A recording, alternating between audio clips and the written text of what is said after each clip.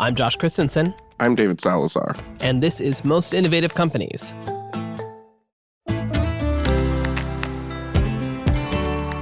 On today's episode, we talk to Fast Company contributor Chris Stokel-Walker. Folks started to realize that, Grok will do pretty much anything. Chief Marketing Officer at ARM, Ami Badani. We designed the underlying architecture that most modern chips are built upon. And as always, keeping tabs. There's a band based in New York called Geese that are really blowing up. But first, here's the download, the news you need to know this week in the world of business and innovation.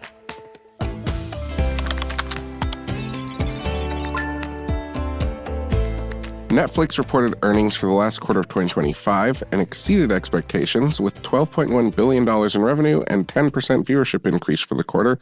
It largely ascribed the viewership increase to the final season of Stranger Things. Despite those better-than-expected results, the company's stock fell 5% in pre-market trading Wednesday amid uncertainty about Netflix's bid to acquire Warner Bros. Discovery. As Warner Bros. Rebuffs rival bids from Paramount, Netflix has sweetened the pot, changing its stock and cash acquisition offer to an all-cash offer of $72 billion for the film and TV studios. Even if Warner Bros. Accepts the deal, it would still need to get clearance from the Federal Trade Commission. Ooh. So they're saying that Stranger Things is driving their viewership goal, but honestly, Matthew Rhys in The Beast in Me, that's what drove viewership for me, baby. Sequoia plans to invest in Anthropic, the AI startup behind Claude, according to the Financial Times. Anthropic is in the middle of a funding round aiming to raise at least $25 billion and lined up investors including the Singaporean Sovereign Wealth Fund, GIC, and U.S. investor Cotu. Cotu? Nobody knows how to pronounce that. Cotu? Cotu? I believe it's Cotu. Okay. I did see a tweet recently that was said, I'm going to be the brave one that asks, how do you pronounce Cotu? You're on some real niche corners of Twitter because I've never even fucking heard of this company. It's a VC. It's a VC firm. I just, I unfortunately follow a lot of VCs on Twitter. I don't know why. You're I think it was for something your mind reporting. as quickly as possible. Oh, yeah, pretty much. But I don't know. It was some segment that we were doing, and I was just like, I'm just going to follow all these VCs. And now that's all I get is VC commentary on things.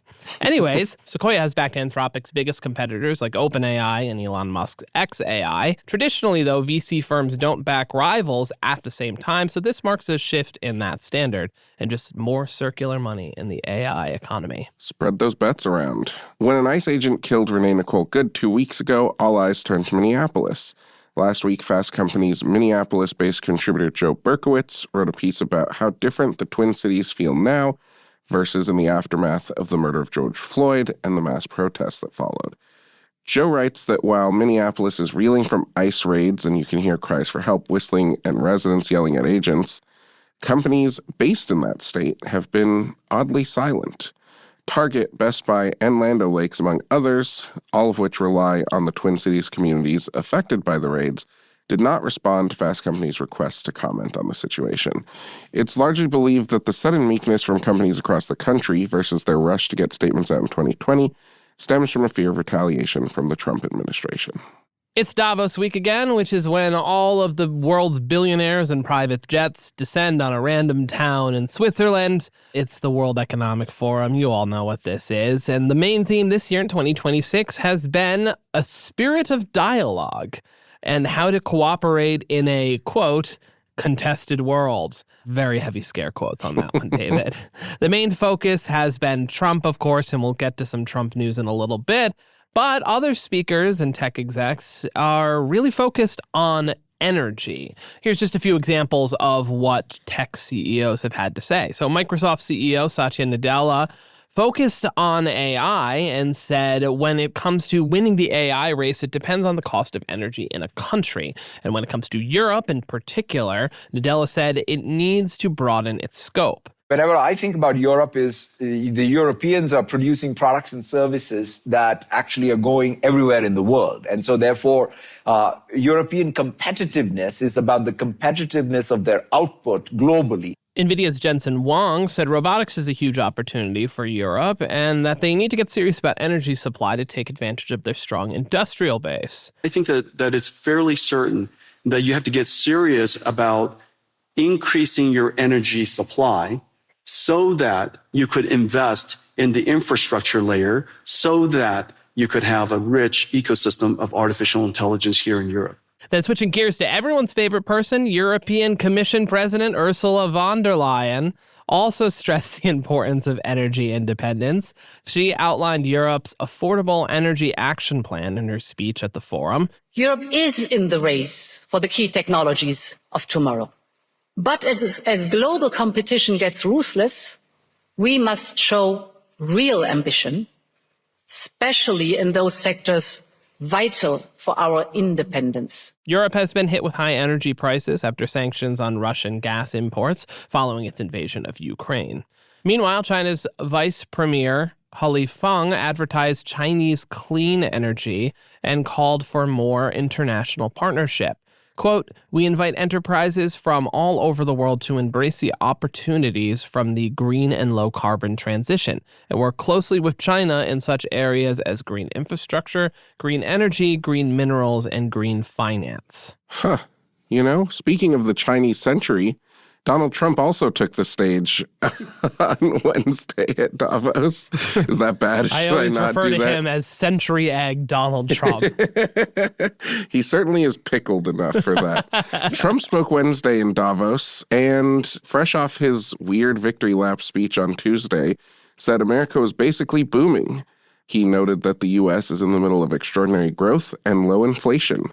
He also said, quote, "People are doing very well and are, quote, very happy with him."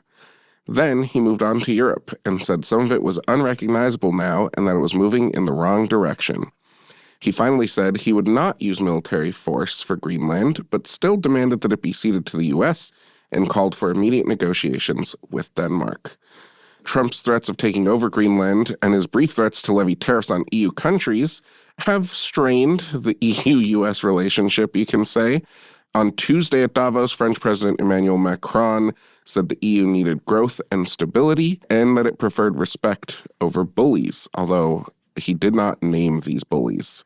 And then on Wednesday, the European Parliament halted its U.S. trade deal to protest Trump's tariff threats. I always love when we have these speech from politicians or world leaders and they basically do vague booking. It's just like petty high school social media posts where it's just like, some people really need to do this, this, and this. And it's just like, just name the person, Jan. Yes, but also you're literally dealing with Regina George, you know? That's true. Like this week, Trump put out the text between him and the president of Norway, and he's like, "Sorry, I'm mad at you. I want Greenland because the Nobel Committee didn't give me the prize." It is very weird to see text messages between world leaders like that. They're all very strange, like yeah. It shouldn't be happening in a text message conversation, but like, how else are they going to talk? Just wait till you see the Snapchat conversations between Trump and Macron. Oh, a little heated rivalry moment. And that's the news you need to know today. So, David, if you could annex any country for yourself, which one would it be? Oh, that's such a good question. It's the hot topic at Davos right now, Greenland and the whatnots with that. So what country do you want? Obviously, you want the biggest one, right? Not necessarily, because how much of Russia do you actually want? Like all that Siberia? Ugh. That's a lot of Siberia. You're right. I don't know. I don't know if I'm in the business of annexing countries. I would actually probably, quote unquote, annex Puerto Rico and then just not give them not have them be controlled by a colonial power. And Hawaii. You know what? I'd annex Hawaii and Puerto Rico and all of the U.S. territories and give them back. For your own sovereign nation. And give them back? Oh, yeah. I'm much more cynical on this because I'm mostly like, I don't know, I'd take Turks and Caicos. I mean, would I maybe include a little bit of a provision that I can visit whenever I want? And, Yes, maybe a little tract for David with a I'd like land to acknowledgement plaque. I'd like to annex Malta. Has that just that old school vibe, you know? You just want to stick it Bachelor to Pete Joey. Buttigieg. Take that, Secretary Pete. Oh my God. It's really tough to take like the Greenland stuff seriously. Like obviously it is very serious, but it's just so ridiculous. It's so stupid. Because I don't know if this is probably a fake story that they just told people in like middle school like history classes, but like there was that old like I think it was a Viking thing where they called Greenland green and Iceland ice to fool people because Greenland was actually the shitty terrain and Iceland was the nice one. Is that true? I don't think that's true at all, but it definitely worked on Greenland. Trump. Fucking the climate sucks, dude. Like there's literally no upside to getting Greenland. In that Mercator projection, it looks real big. So big. What an idiot. You know what I did? A little fun fact for everyone is that the last time Denmark ceded territory to the U.S. was the U.S. Virgin Islands, which includes a little place called Little St. James. Nice. So thanks for that, Denmark. Great. Anyways, changing gears to something completely different. Not that different. Well, yeah. For social media platform X, the new year began with yet another scandal around its AI chatbot Grok. Over the past few weeks, a new disturbing trend has exploded where X users started prompting Grok to create nude or mostly nude or other sexualized deepfakes of mostly women's photos right there in the comments of their own posts. Some of the images generated by Grok were also of children. Everyone from moms to rights groups to officials and regulators across the world have been outraged. Our Fast Company contributor, Chris Stokel-Walker, has been reporting on X for a while now, and he talked to David and I about the latest X scandal. Hey, Chris, welcome back to the show. Thanks for having me again. It's always fun to hang out with you folks, but always depressing at the same time. Yeah, you have the worst set of beats that you cover for us at Fast Company. And I guess this is our semi-annual Chris Stokel-Walker tells us what's going on with X episode. Yeah, Elon Musk and everything to do with him is just what I wake up for in the morning. So what's the latest? There's been some pretty disturbing news the past few weeks. So fill us in on what's going on the platform formerly known as Twitter.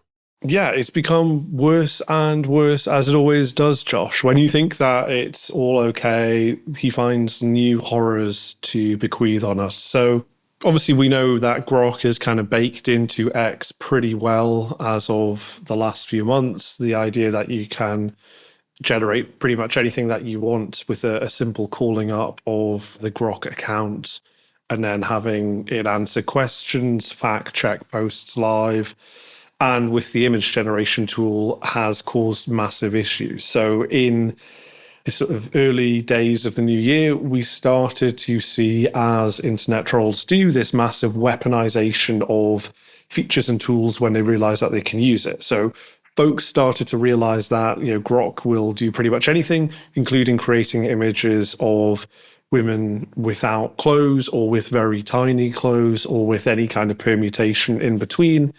And basically the worst people on the internet, and we have to be conscious here that it's generally men that do this sort of thing, because generally men do this sort of thing in offline society as well, all started basically piling on to female users of X, turning their pictures into basically porn.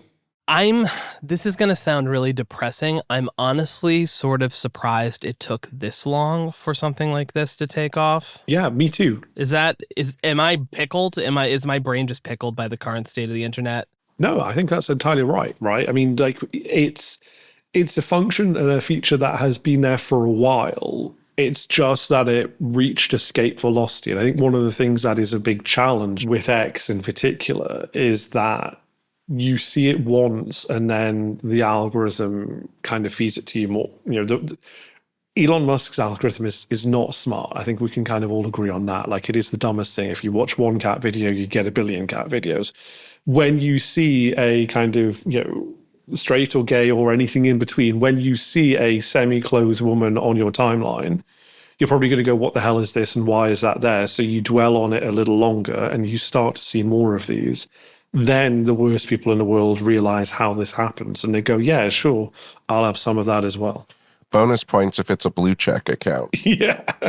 Right. I guess like plus God. 200 in terms of like the number of feeds that it gets on, 200%, I guess, or something stupid like that. Man, I miss the days when a blue check used to mean something. My corner of the internet and my way of coming onto this podcast is always to remind you how things are better in Europe and the UK than they are in the United States. And there is a kind of investigation, I think, that the EU is considering launching against X because of the false advertising of the blue checks and saying, well, actually, now they don't mean anything. So we're going to try and censor X in order to kind of make it mean something. Well, how have regulators been responding to this? I guess we can start with the European, closer to home for you, the European regulators and officials, and then move to the US, because I think there's a pretty stark difference between the two.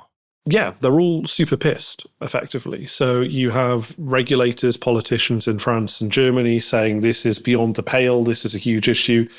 They're not wrong, by the way. Like, this isn't just a tech issue. Sorry, I sound like ChatGPT now. I was going to say, this isn't just a tech issue.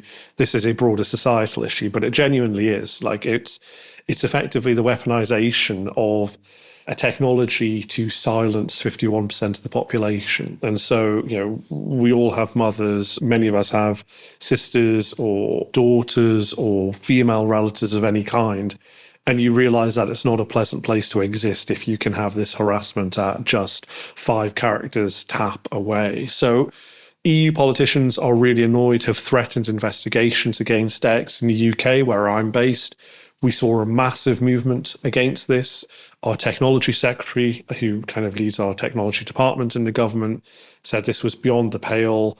They were going to use the full power of the Online Safety Act, which is a kind of tech-focused bit of legislation that we have in the UK, designed to keep big tech platforms in sort of working order, saying they were going to put the communications regulator, Ofcom, in the UK onto X and basically have the potential to fine them up to 10% of their global revenue. And also UK Prime Minister Sir Keir Starmer, who isn't necessarily the biggest fan of Elon Musk anyway. So in the summer of 2024, he got into a big fight with Musk over riots that were happening in the UK over immigration. Basically, they all said, this is not acceptable. This is not okay. We will threaten to ban you. At the same time, some other countries worldwide went further and actually did ban Grok from being in existence. So you had Malaysia and Indonesia now, not massive names on the global scale, but Indonesia is a massive market for social media. And so that was a big step. Compare that to the US, like you said, Josh, and not a lot really happening, although there were some steps towards this. And actually, to my mind, the UK government has claimed this as a victory. They say that they tamed Grok because Elon Musk basically put this behind a paywall, then decided to stop it entirely. Actually, it's not a UK win. I think it was the threat of California's Attorney General looking into this that really made X decide we need to do something about this. Has there been any response from some of the other big tech or AI companies, Apple, Google, ChatGPT, OpenAI? Not necessarily. I mean, they've kept their words to themselves, I think in part because it's not as big an issue. I mean, the fundamental thing, and I've been doing, as you'd imagine, like a load of interviews about this, because whenever something like this breaks into the mainstream, people want to know how the hell it happens and why it's happening. And the long and the short of it, effectively, that I've been telling people is the fundamental capabilities of creating these types of images exist on every single image generating platform. Now, that's not news to our listeners because our listeners are plugged into this sort of stuff, but it is news to a lot of folks just in the general public. The difference is the guardrails that you slap around it, right? And so ChatGPT, Gemini, all of these different tools, they at least try and prohibit or inhibit the creation of this sort of stuff. Now, you always get around it because you always can find jailbreaks. But this feels like a conscious decision by Elon Musk to kind of allow this sort of image to be created just because he's a weird, gross dude who has a maximalist free speech ideas in his mind. I found it a little funny that his response was just, oh, I had no idea that the porn generating bot I made is being used to generate porn of underage people. The thing is, like, it's not that he actually cares that it's happening to, like, I don't know, the Danish prime minister or whatever. He just cares that it could possibly be illegal. That seems like the only potential hurdle he has, because I think more than anything that would just get more regulators in his face that he doesn't care to deal with. Yeah, But you make the bot for the horniest freaks on the internet, and he only cares to the extent that it could get him specifically in trouble. Yeah, he had this weird kind of duplicitous phrasing where in the initial stages of the controversy, he was saying, well, we have policies against illegal content, and anybody creating anything illegal will be dealt with through legal means. Yet at the same time, was posting AI-generated images or retweeting AI-generated images of toasters and bikinis. Like he seemed to want to have it both ways. And I think that it's not news to anybody that Elon Musk likes to flout regulation. He likes to kind of stick it to these sorts of people. And I think he was really gearing up for a fight, but perhaps didn't realize quite how much of a divisive issue this was, because it is that big societal thing, right? This isn't a free speech thing, to me, at least. Sitting here in my room thinking about this, it's not you have the right to offend. It's you absolutely don't have the right to intimidate half of the population. Because that's what it was. I was speaking to a load of researchers, one of them Dr. Carolina Ara, who's a fascinating content moderation researcher. She looks at kind of the spaces around the sort of contentious issues of pornography and things like that. And she was saying people aren't doing this for kicks, right? There's no sexual gratification from this. It's kind of like you're just trying to silence people by embarrassing them, by saying you have sexual organs and that's embarrassing for you. Anybody can look at them through AI. It's a big, big problem. So yeah, I found Musk's response just really amazing throughout the whole process. We talked a little bit about how you can sort of get around this on any sort of AI platform to create, sexualized images or get around any restrictions.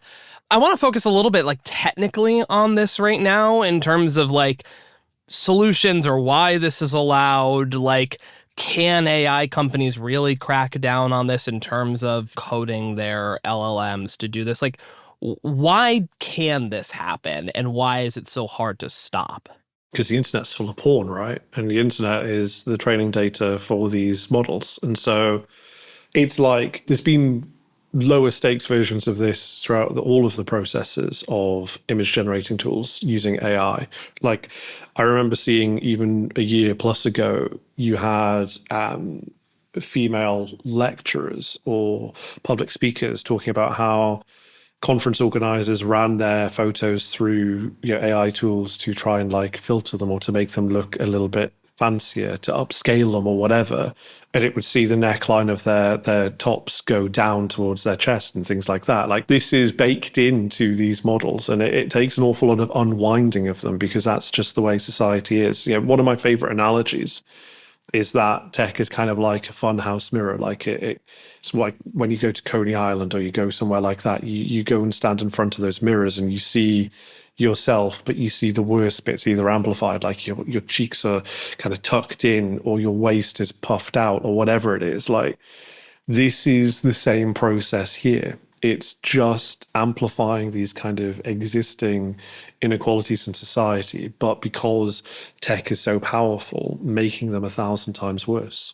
Yeah, and I think there's just something to be said about the like brand of people who run tech companies. I guess specifically we're talking about Elon Musk in this case, but like OpenAI has moved into sort of, we're going to allow explicit content. Like, yeah, you can get horny with our chatbot soon. Like the extent to which more X than anyone else has courted the like weird antisocial freak who will get horny with the chatbot because they know that they can monetize them is really upsetting. And I think that it's such an issue that Musk knows who his audience is, knows that he can try to get some money out of them and use these tools to do it. Like, I don't know. On the one hand, you have the fact that he's created what is essentially like Gab, but with people who are still like have been around for a long time, but like a growing just insane number of like toxic freaks who are willing to use the AI and now probably pay for the AI, to your point, humiliate people or just like sexualize people they don't know on the internet and harass them. It just ties into how deeply juvenile, but also like toxic, ultimately like right-wing culture is. And the fact that X is the platform of choice for all of these freaks is really a huge problem that no one is really doing anything about. I mean, maybe the EU could do something about it, but like absent a functioning regulatory body in the US or absent the rule of law, there's nothing that can be done outside of not using the platform. That's what I found really interesting about this, David. This whole situation is up until the day before Elon Musk wound this back and said, actually, we're going to put in guardrails to stop this. And it did take a long time. I was pretty certain that he wouldn't, because of the fact that he knew he had a kind of protective shield in Donald Trump. Now, the Elon Musk-Donald Trump axis of friendship is always difficult to try and discern, right? It's on again, off again, depends on whether there's a Y in the day or whatever. But they seemed to be buddy-buddy at the time. This was... you have to. It's weird that we jump from creating nudes or lewds of women on X to Iran and the overthrow of the regime there, or the attempted overthrow. But we have to consider that in context. Like at the time, Donald Trump was trying to force Elon Musk and rely on Elon Musk to supply Starlink satellites and things like that. So they were buddy-buddy. And so it seemed to me like, well, Donald Trump would defend Musk on this and say, well, it's not a big problem, not least because, Donald Trump has well documented his history with women and some of the concerns around the comments that he's made about them in the run-up to the 2016 presidential campaign and things like that. So the step down to me was really fascinating, but it does highlight the way in which, as you mentioned, this was Gab 10 years ago. Like, these views have become super mainstreamed, in large part thanks to what Elon Musk is doing at X.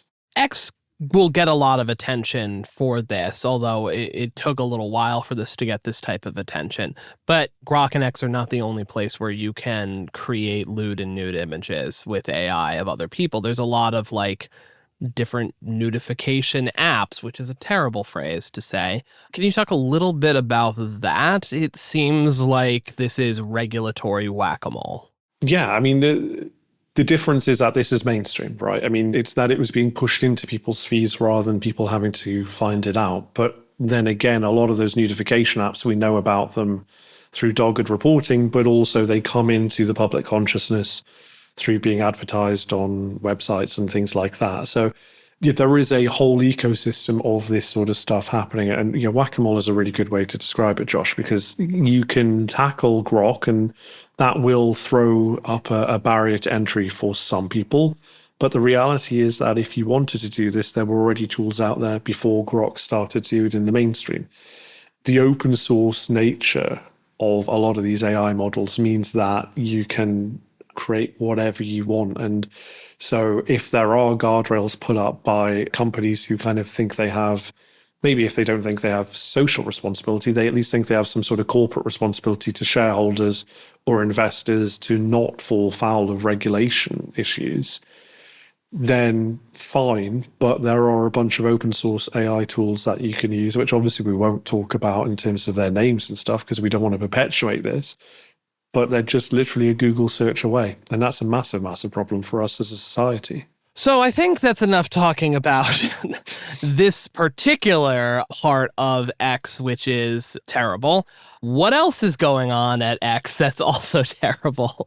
It threw for a period of time just before Christmas the posts of Sean Maguire into everybody's feed. So mid-December, we had the shooting at Brown University, and we had internet sleuths deciding to try and identify who had been responsible for that. And David talked about kind of the right-wing ecosystem. That's kind of the gabification of the internet in a certain sphere of social media, generally on the kind of far right, or certainly beyond the center right, you had a bunch of people pointing fingers at a Palestinian student at Brown being responsible for this. Turned out it wasn't him at all. But when you get kind of tentpole influencers in a certain sphere starting to share that, it becomes massively amplified. And we saw Sean Maguire, partner at Sequoia Capital, sharing pretty conspiratorial thinking. And I spoke to a lot of folks in the VC community, a lot of folks in the tech community. None of them were willing to go on record with their names attached to this because criticizing him or Sequoia is a big issue and a big thing. But they were horrified by this. And they said that actually, it's not the first time that he is engaged in this kind of very vituperative kind of posting that encourages you to get very argumentative and not always rooted in reality either. It's sort of a fascinating ecosystem of thought going on Twitter where, he bought it as the town square. Elon Musk bought it as the town square. And I think he acknowledged that there wasn't going to be a ton of revenue coming from it, even though he made a lot of efforts to right size it, quote unquote, and cut a ton of employees and cut a ton of costs, etc. But I think he understands that this is not a money-making venture. It is a propaganda machine, ultimately, for his weird beliefs and the weird beliefs of his power users. I logged on to X yesterday to just see what was going on, read some funny tweets, and all I see in the For You tab are videos from Miami Beach of Nick Fuentes and his weirdly named group of pedophiles like Andrew Tate dancing to a Kanye West song called Heil Hitler in a club. And why is that being served to me organically? Tell me. Why are these people even allowed on a platform that other people can see? It feels insane to me. But these are literally people who are paying for blue checks. So the extent to which far-right thought and propaganda is entwined in the X business model to the extent that it exists is a massive issue that I don't think is going away. And it's why do we still engage with this platform at this point? It's a question that a lot of people are having. Even we are having that sort of personally, and a lot of institutions are having that conversation too. I mean, here's the thing that I've heard some other folks, particularly, whether it's some left-wing or democratic forces or journalists or other people who maintain a presence on X. The argument usually goes, well, if we leave X, then it's fully to the wolves now. And on some level, I can understand that, but it's sort of like pissing in the ocean, isn't it? Is Jon Favreau and the PodSave boys remaining on X making a difference to the public discourse on X, or are they just getting into fights with Megyn Kelly and the vice president to an audience of groypers and shitposters? I guess you could say the argument is that at least you can stay there and talk shit about JD Vance because he's such an online piss baby that he will actually read the shit you write about him. And that's hilarious. But that's so sad. And he's only on there because he knows that for the most part, it's going to amplify his twisted worldview. Chris, I'll give you last thoughts on this before we move on to the break. It's worth remembering how we got to this point, which is X has historically, in its history, being X, so not that long, chosen to deliberately do this, right? They have stepped back all of their trust and safety employees. That was basically the first thing that went when Elon Musk took over. They've chosen very deliberately to take a much more lax approach to this. We saw in mid-2025 X petitioning against a New York State rule to require platforms to kind of talk about their content moderation, how they actually do it. And they used a free speech defense. So they're basically saying we are deliberately choosing to do this and we're deliberately choosing to step back that process. What's interesting about this is that the Grok incident about the kind of undressing of women, I think, was the first time that they realized perhaps they had gone a little bit too far. The question for all of us is, do we choose to push that further and see if we can reclaim some of that ground? Or do we kind of go, well, this is salted earth. There's no point here. That's a great place to leave it. Chris and David are going to stick around for keeping tabs. But first, a quick break, followed by Harry McCracken's interview with ARM CMO Ami Badani.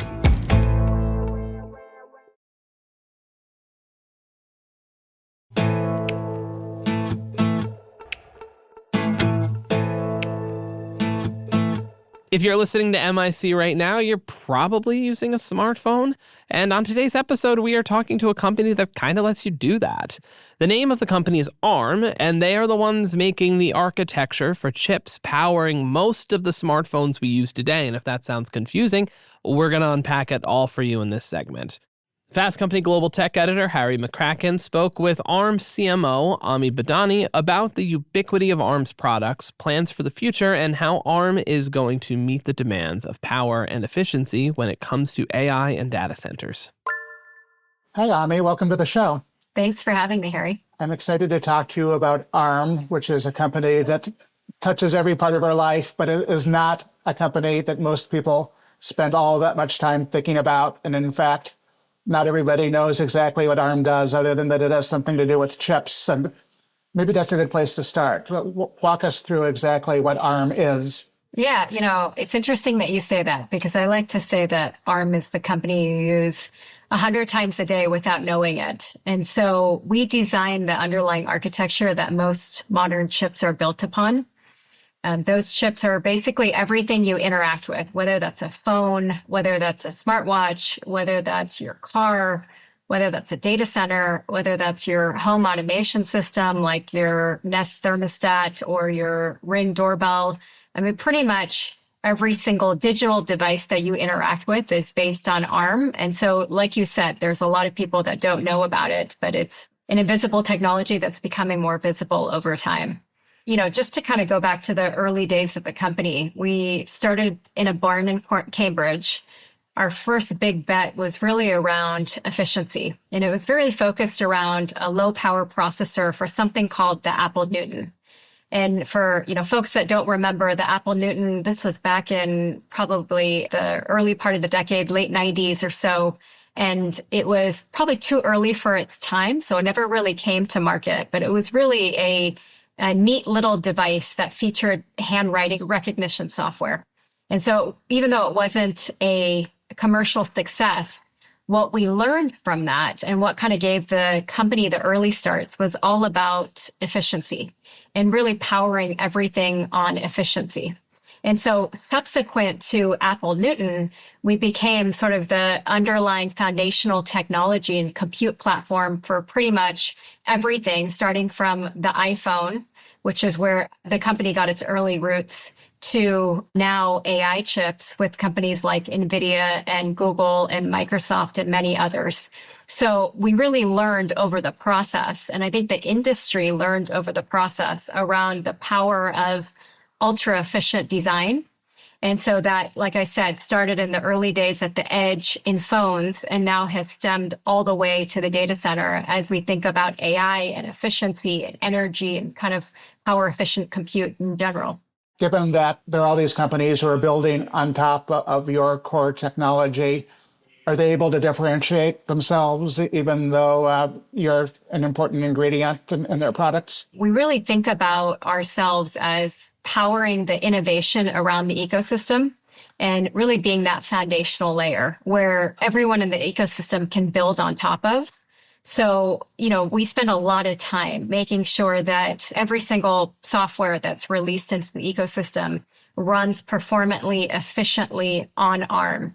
Every single hardware that ARM is used with, there's innovation that's happening on top of it. And that we leave that sort of up to our partners to do. But what we really strive for is having innovation across the ecosystem so that our partners can build on top of that fantastic ecosystem and innovation that's happening within ARM from, again, a performance and power perspective. What most people don't realize is how pervasive our ecosystem is. And we talk about, the 300 billion devices that we are a part of, and that's 300 billion, billion. And so it's really amazing to see the ecosystem building on top of, again, that foundational technology layer. We really talk about ourselves as a compute platform that's enabling the ecosystem to build tremendous innovation on top of that, whether it's the data center, whether it's physical AI with all these autonomous machines, whether that's at the edge. We talked about phones, but there's probably going to be a new class of devices that are going to stem up from all of the AI innovation that's happening at the edge. So, think of us as really being foundational to the industry moving forward. And the innovation really happens on top of that with ARM and even beyond with, our customers thinking about new inventions, new technology. What we do specifically a lot, which I think our partners really value, is we think about technology trends 3 to 5 years ahead of where the industry is today. So we spend a lot of time with the foundries and the fabs and our partners understanding what are those shifts happening and how we can really bring that innovation back to the ecosystem. And so that's been one of the things that our partners truly value.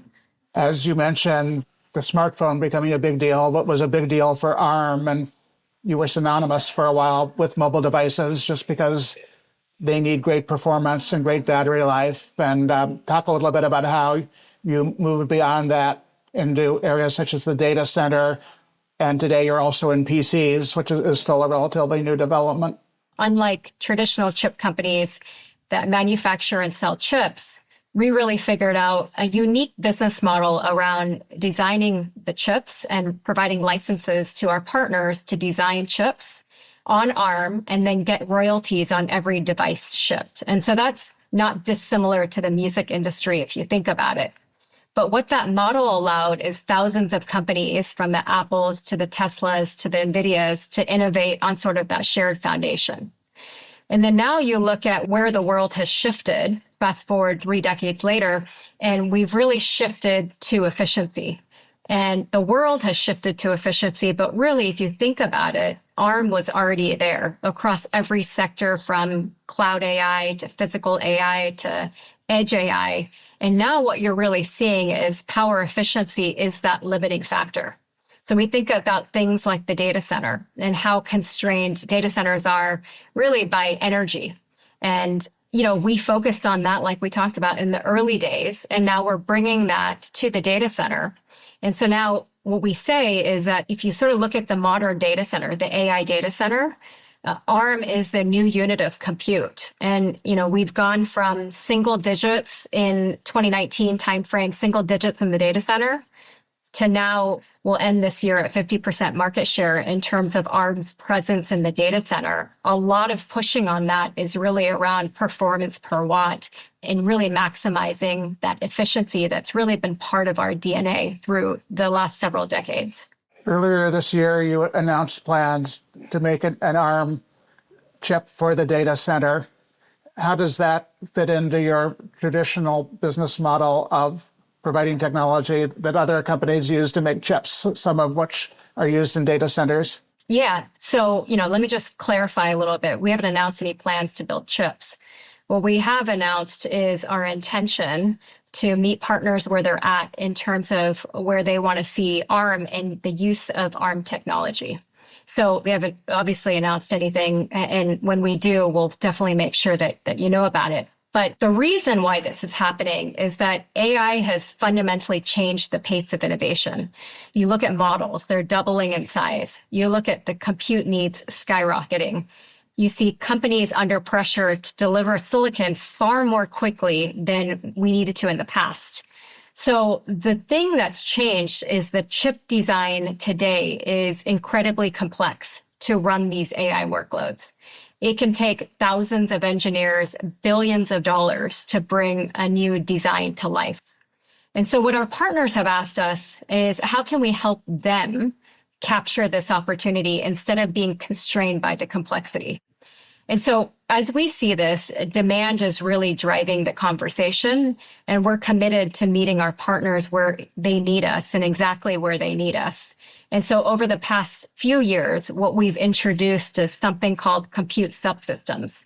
Think of this as sort of pre-designed building blocks that validate, the performance power envelope. But what this does for companies is, instead of starting from designing chips from scratch, we actually give them a lot more of these building blocks so they don't have to start from zero. And it allows them to have a time to market advantage. It allows them to de-risk their engineering investment. And so we've had a lot of success with our compute subsystems in terms of the highest number of licensees with repeat buyers, in terms of giving our customers exactly what they need. And, these are large customers. In fact, a CTO recently told me that your compute subsystem has shaved 18 months off our schedule. And we look at the transformation that's happening in the AI industry. 18 months is a generation, even more so. You and I, I'm sure, wake up every day and see a new announcement or a new product that's being brought to market because of this huge tailwind that's happening in AI, really the fourth leg of this industrial revolution. And so I'm super bullish on our prospects in the future of the value that we can bring to our partners and the ecosystem. And that's really what we're driving towards. And that's why I believe ARM will be fundamental in terms of the AI evolution as it takes shape. Currently, a pretty high percentage of the AI we are all using is running in those data centers. How about AI on devices such as phones and PCs and tablets and other products, a lot of which are running ARM technology? Yeah, that's a good question. And if you look at every compute trend that certainly that I've been a part of over time, what you see is it centralizes and then it moves to the edge and becomes distributed computing. You look at the mainframe and what that did in terms of the transition to now being compute in your pocket, i.e. phones. And I think the same thing is going to happen with AI in the form of it started in the data center. And then over time, what we're seeing is that compute will be distributed to edge devices. And what's great for ARM is the edge is where ARM has been innovating for over 30 years. We talked about Apple Newton in the early days, and really over time, places where you need fast processing, lower power, privacy, that's all our sweet spot. And that's really been, so central to our strategy over, like I said, the last 30 years.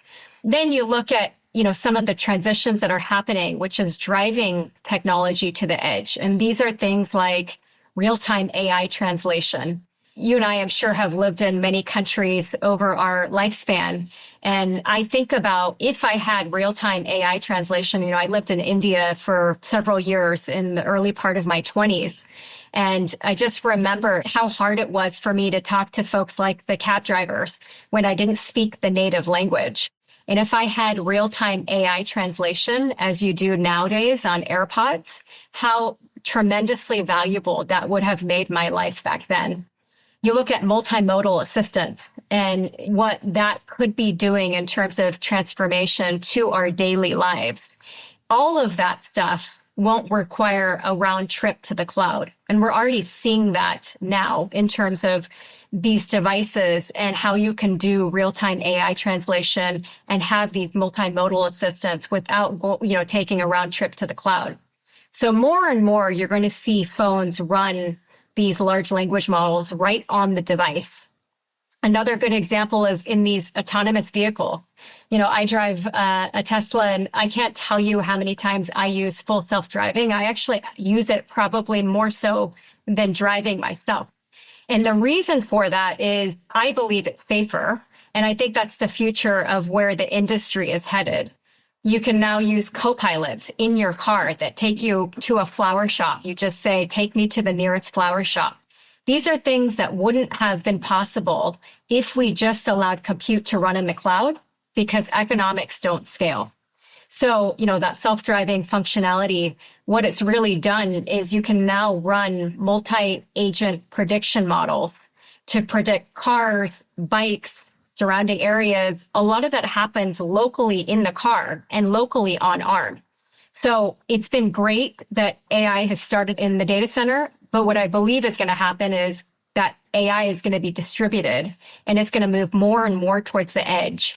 You're going to need lower power, you're going to need higher processing, faster processing, you're going to need privacy, and that's all such a core part of ARM's compute platform.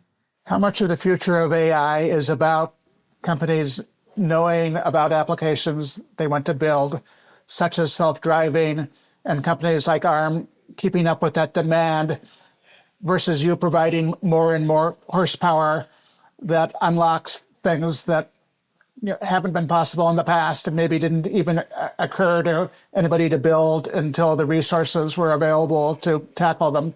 That's a good question. What I believe is that there are new class of devices, new software applications that we don't even know what they will look like yet. So our job, as I mentioned, is really to look 5 to 10 years ahead, define where compute is going, and really have a long-term vision for the ecosystem, because that's what's really going to advance innovation. And that's a core part of what we do at ARM and why our partners, like I said, work so closely with us. And so we know what some of those applications are going to look like. We know what some of those devices are going to look like. But I think as technology evolves, as ARM's platform gets faster or more power efficient, we are able to advance the ecosystem, there's going to be lots more that we don't know. And that's what's so exciting for us and really our position in the industry.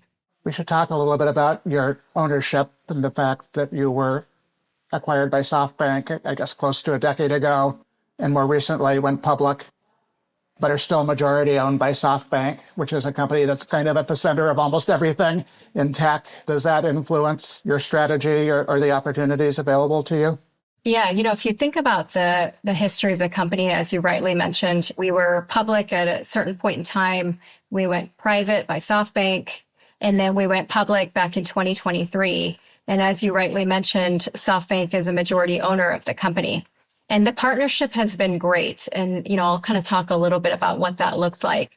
First of all, our CEO sits on SoftBank's board. And so we have a kind of a front row seat to a lot of what SoftBank is thinking about from a macro perspective. And, what I'll say is that SoftBank really thinks about things in terms of possibilities. They look decades into the future and imagine what society could become with abundant intelligence. And that's really a core part of their strategy. What we focus a lot more on is what's required to make that future technically feasible. So really that tension between ambition and practicality is actually very, very productive. And it pushes us to think bigger while still staying grounded in sort of the physics of it all. And so it's been really a fantastic partnership between the two companies. The chips of today are vastly more powerful than the ones from a decade ago, and unimaginably more powerful than the things ARM was building early in its history. Do you expect that progress to continue at the same rate and a decade from now, you offering the industry technology that allows it to do things that are leaps and bounds beyond what's happening today, as amazing as a lot of it is? A lot of what I say is ARM is definitely providing the compute platform that makes the future possible. And, I think a lot of folks today are thinking about, like I said, the data center, but we're the only architecture and compute platform that runs everything from sensors to supercomputers. We're really that connective tissue of virtually the entire tech world. And if there's a major company out there or a major advancement in technology, it's likely being built on ARM. And the chances are we're likely building that together with the ecosystem. So we're really foundational and fundamental to how you think about AI being everywhere. And that's what I really believe is going to be the future of how you think about ARM. ARM is not a household name. It does not particularly look like you're trying to become a household name. What does marketing mean in the context of your business today and looking forward? I spend a lot of my time, and, I came earlier prior to my stint at ARM. I was at NVIDIA running one of their products. And so I sort of really think about marketing in terms of how do you get close to the business and how can you tell a story that's bigger than any single product. I look at the inflection point that we're on with AI reshaping every single industry and compute really becoming more critical than we've ever seen. You really think about the economic landscape and how strategic compute is to pretty much every government, whether it's inside the US or outside. My job is really to make sure the world understands where ARM fits in from a future perspective and the value that we can unlock for the industry as our compute platform is really powering AI everywhere. One of the fundamentals that I think about from marketing, which is unique to ARM, is that we really think about marketing a year ahead. So helping the world see around corners, aligning our narrative to where the industry is headed, articulating why our platform matters and how the ecosystem can succeed. So, it's an incredible opportunity. It's one of the prime reasons why I joined ARM in terms of where the landscape is, ARM's position in that landscape. And our job here at marketing is to really make sure people understand ARM's position and educate the world about this incredible opportunity that's in front of us. Would you like it if ARM did become a household name, or at least if people developed a greater appreciation for the fact that you're powering so much of the experiences they use every day? Oh, I would love it. Becoming a household name is definitely something that we aspire to be in the future. Other than more and more AI and greater importance in data centers, anything else about the future of ARM we should be thinking about? If you sort of look at where the ecosystem has been really focused on, it's been in the data center. Most people have been talking about AI in the data center. And what I see in terms of ARM's role going forward is the enormous potential we have to run AI everywhere. And we talked a little bit about that early on. I can't imagine, if you kind of fast forward even 5 years from now, I can't imagine a world where AI won't be running in pretty much every digital device that we hold, whether it's the phone in our pocket, whether it's new devices beyond the phone, and, the many edge devices that we will have to interact with. And so I see a world where, for us, we are sort of that underlying foundational technology from cloud to edge. We like to talk about milliwatts to megawatts and even extending beyond that to gigawatts. And really, ARM is that platform that's going to power AI everywhere outside of the data center and within the data center. Along with more computing power, how much potential is there for greater and greater efficiency yet to come? Yeah, I think if you look at just these models in terms of how the models and really workloads, they're going to vary enormously. A model running in a car isn't going to be the same as a model running in the data center. So I think there's enormous potential at the chip level, at the systems level, at the software level to optimize and continue to kind of squeeze out the efficiency gains, but also the models will probably look very different than what they do today. So it's hard to know exactly what the world will look like in, the next decade or so, but you can be rest assured that we're going to be at the forefront of performance, efficiency, security to really help drive AI everywhere across milliwatts to megawatts. Well, it should be fun to watch and maybe think a little bit more about ARM's role than we have in the past. Right. Ami, thank you so much for joining us. Thank you.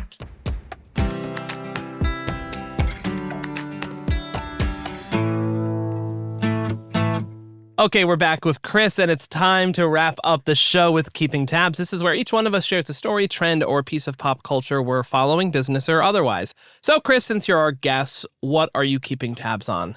I'm keeping tabs on a book and a Netflix series. That is just my obsession right now. So I kind of am a bit true crimey, really like it, love sitting down in front of this. And you might remember the story of the Australian woman who decided to kill large parts of her family, her in-laws, with the death cap mushrooms. Yeah. It's a beef Wellington. Yeah, in a beef Wellington. So like the most expensive way that you could possibly try and kill somebody, but whatever, they did it. There is an amazing Netflix series out. Like the court case in Australia took a little bit of time, has been processed. Spoiler alert, she was found guilty in case anybody didn't know about this, and is now serving time for the crime that she did. There was several murders and one attempted murder of her estranged husband. But there's a Netflix series called Death Cap: The Mushroom Murders, which is really fantastic. There are two things that I would suggest people look out for and listen out for. The music in this is really weird. It's like techno, but done by like Aboriginal musicians, which makes it very bizarre. Yeah, right. It's so strange. Interesting. And then there is a reporter whose accent is so incredible that it's impossible to place her. So she has a sort of Spanish lineage, but an Australian accent, and I think also maybe spent some time in the US and the UK. So like she is also the key narrator of this. So it's like an oral mindfuck, but the story is fantastic and is well worth watching. Yeah, that sounds like a lot of fun. I made beef Wellington for Christmas Eve dinner with my family, and everyone just kept mentioning that story about the death cap mushrooms, and everyone was just like, oh, you're not trying to poison us, are you? And I was just like, no. And I didn't know what this was until then. So I was like, oh, okay. Let me read into this a little bit more. The weird thing about it is that she tried to kill her husband multiple times, and the series goes through it's like a 7-course meal of different dishes that she used to try and kill him. So there's some kind of weird taco situation. There's a curry. There's all sorts. So it's kind of, good on her for trying multiple times. Maybe beef Wellington is the optimal delivery package for murder. Is her husband related to Rasputin in any way? Jesus Christ.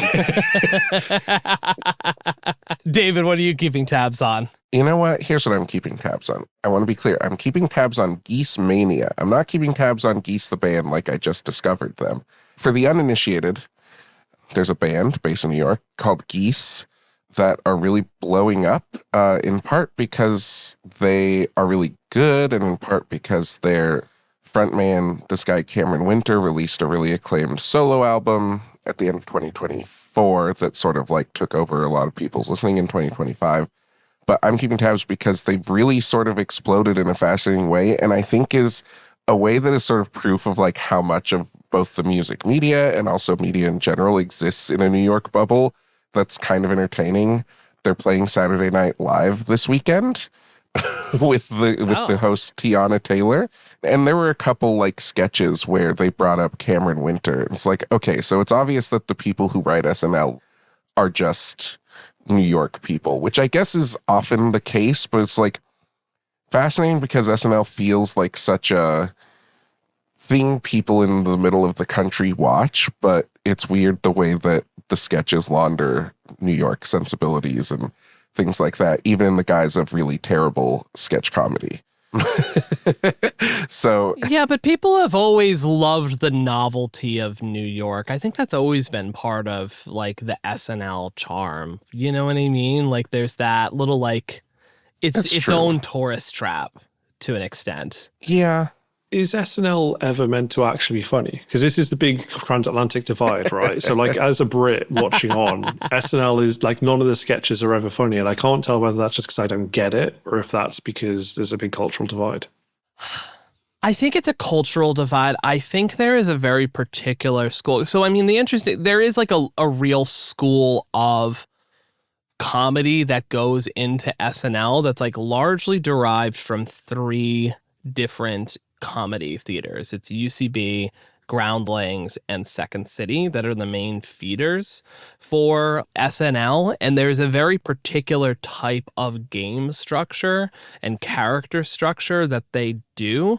So I think some of the UCB derived stuff has played a lot better with broader audience and played more to the clippable vertical video than some of the broader Groundlings character stuff that they used to do. But it's all hit or miss because it's sketch is weird just in general. And then some of the improv games within that can be funny as moments, but it's all going to be super hit or miss. And it's so divorced from UK comedy, which is its own very specific type of thing. Taskmaster, I think, is a good example of a pretty good standalone crossover UK comedy stylings. It's so far removed from an SNL style comedy that it's 2 completely different languages almost. Yeah. This is kind of when people are no, you should really listen to Death Grips. There's a lot going on. I'm nah. Very much guy who's listened to 1 Bob Dylan song, man, this guy sucks. Guy who's listened to 100 Bob Dylan songs, he's the greatest songwriter ever. Guy who's listened to 1,000 Bob Dylan songs, man, this guy sucks. Yeah, that is sort of the thing. SNL is kind of like that. If you just watch clips of SNL on TikTok the next day, you're probably going to enjoy SNL. If you sit down and watch the entire 2-hour episode, It's interminably long. Like, I truly, it's yeah. unwatchable in its full form, for me at least. I know some people love it, but like, you're trying to write a 2-hour show in a week, and that's sort of like the kids in a barn putting on a show vibe to it. But like, just by design, most of it's gonna suck. Yeah. And it's really hard to make something that is that bad on a consistent basis. It's true. I mean, that's why I will say consistently its music is quite good. So that's why and it launches a lot of people. So I'm fascinated to see what happens with Geese, who are big Brooklyn people and have been blowing up. Oh, yeah, that's what this keeping tabs was about. Yeah, Geese. sorry, we really digressed about SNL, which is understandable, but yeah, God. Geese, give it a listen. Getting Killed, although I would argue that 3D Country is as good. Josh, what are you keeping tabs on? So a few days ago, TikTok, or ByteDance, I guess, quietly released a new app called Pine Drama. Have either of you seen this? I've heard about this. This is the Chinese microdramas coming to the US, right? Yes. So yeah, this is microdramas, very popular in China, increasingly popular in the US. It's very like Dhar Mann vibes to all of it, but it's all like 1-minute episodes of these microdramas. Some of them have like 60 episodes, which is only like an hour. But they released it to not much fanfare last week, and they have about 50 some odd microdramas on this platform right now. Well, the most watched one is called The Officer Fell for Me. I'm just going to read some of these titles because they're great. A Heartbeat Away, Cohabiting Romance, My Boss Thinks I'm a Boy, which is a little bit of a Twelfth Night Shakespearean thing, I guess. There's like a gender bending thing happening there. Yeah, but I'm sure it's more like motocrossed versus something that's a little bit more progressive. Yeah, like She's the Man. Yeah, based on Twelfth Night. Guess Who's Back? Cheater? With a question mark? These all feel a little... Is that the same thing? Is that Guess Who's Back, cheater, question mark? Or is that Guess Who's Back and then a new one is cheater? No, it's Guess Who's Back, cheater. Guess Who's Back, cheater. Guess Who's Back, cheater. Yeah, I don't know. Boss... Welcome back, Cotter. Don't tell my boss I'm a girl, which seems very familiar with My Boss Thinks I'm a Boy. That's such a basic take, Josh. You can't. The Western mind can't comprehend. Actually, it's based on 3 schools of microdrama that all sort of converge. Here's one that I think will be good for the Fast Company crowd. Return of the Lady CEO. Oh. Yeah, there you go. Who started as the person who the boss didn't know was a woman. My Unwanted Billionaire Ex. I think you get the point here. It's all very Google Translate style scripts. Didn't know they gave Grimes a microdrama. Anyway, so I'm a few deep on these microdramas. I'm going to keep you posted. I kind of think we should do some sort of gimmicky journalism at Fast Company that is like a very earnest review of some of these as a way to cover the platform. Because I do think microdramas are interesting and are going to be lucrative. Like, I think this is going to become a huge thing in the United States. I think it's important to just say, to everyone's chagrin, Quibi was ahead of its time. I honestly agree with that. Quibi's problem is they couldn't figure out how to monetize it. Sad. R.I.P. Quibi. Yeah, but now that like TikTok short form content's getting monetized on TikTok, on YouTube Shorts, they're monetizing it. So I think microdramas are going to be the new thing. Keith Sutherland in a new Pine Drama original is going to be great, though. Not anymore. All right, that's where we're ending it. That's it for Most Innovative Companies. Chris, thanks so much for joining us. Thanks for having me, as always.